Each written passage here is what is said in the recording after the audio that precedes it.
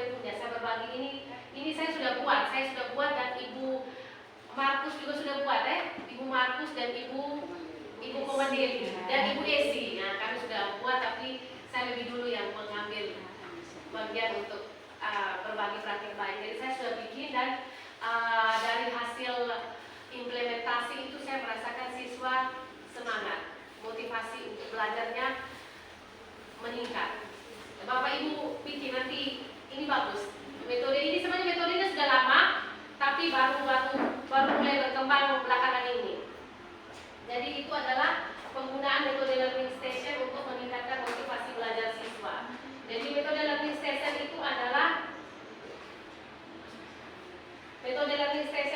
strategi pembelajaran yang menekankan siswa pada berbagai aktivitas di berbagai stasiun atau pos belajar. Jadi ibarat kayak kita naik kereta api, satu stasiun transit, atau Bapak Ibu yang biasa naik pesawat itu transit di bandara ini, kemudian lanjut lagi ke bandara satu. Nah, kita juga akan membuat pembelajaran seperti itu.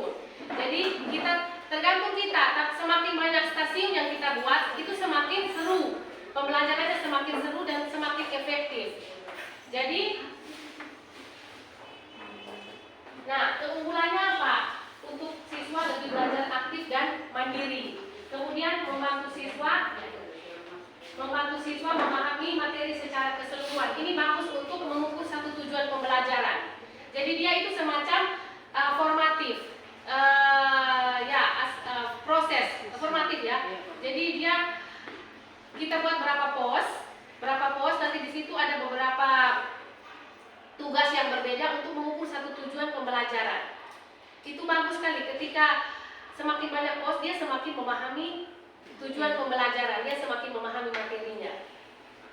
Terus meningkatkan keterlibatan, karena setiap pos itu berbeda tugasnya. Jadi mereka tidak punya kesempatan untuk tanya, karena mereka fokus dengan setiap pos itu. Apalagi kalau dikasih kuis atau games, dan apalagi berbasis ada sentuhan-sentuhan teknologi di dalam, misalnya berbasis kuisis atau board call, aplikasi-aplikasi yang berbau gaming itu tambah seru. Kemudian mendorong kerjasama dan memfasilitasi berbagai gaya belajar ya. Kemudian ini sebentar satu slide terakhir.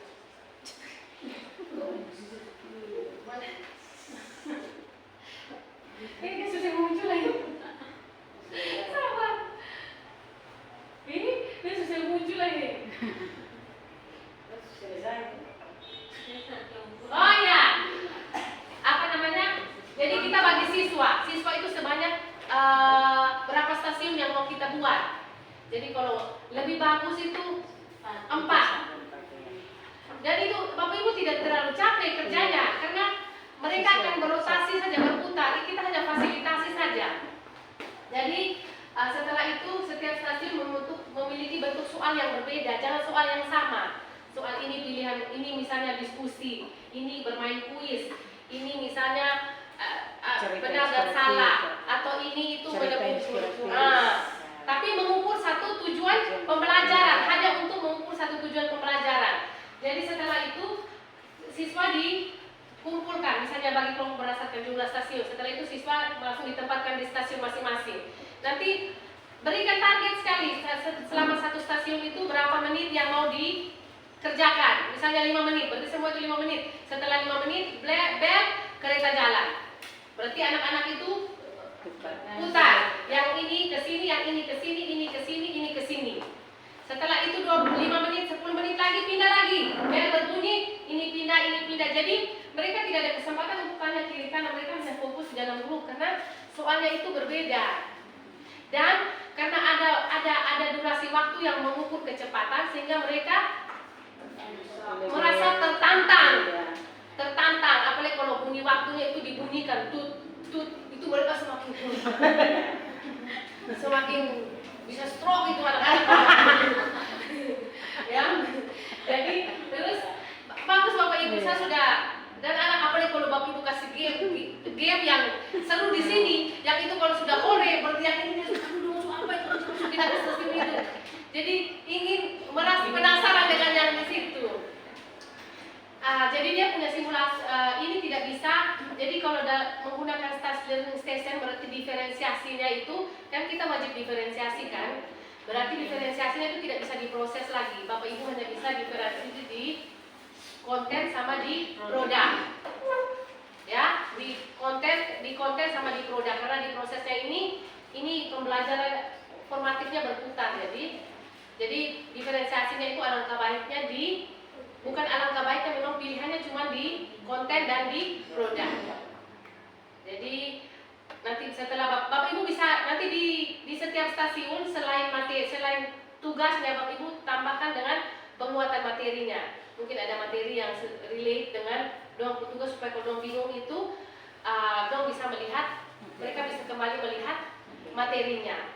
Nanti setelah awal ini Bapak Ibu sapa anak-anak, doa dan lain-lain, terus tuh asesmen awal, habis itu baru Bapak Ibu penguatan materi secara keseluruhan, baru itu masuk ke sini. Bagus sekali. Itu sekali mereka kerja itu kan ada 4 sekali.